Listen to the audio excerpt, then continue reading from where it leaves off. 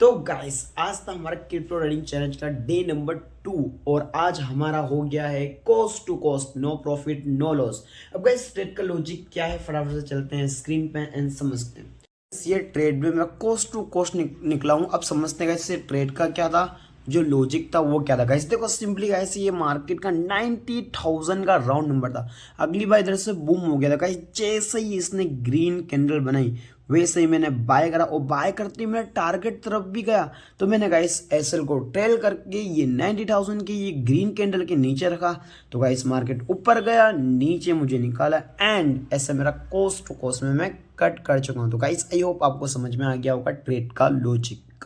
Guys I hope आपको समझ में आ गया होगा और आपको अमाउंट बहुत छोटा लग रहा होगा। गाइस अमाउंट मैटर नहीं करता, loss profit risk reward and strategy matter करता है गाइस। तो गाइस आई होप आपको समझ में आ गया होगा एंड फिर मिलते हैं, तब तक के लिए बाय एंड टेक केयर।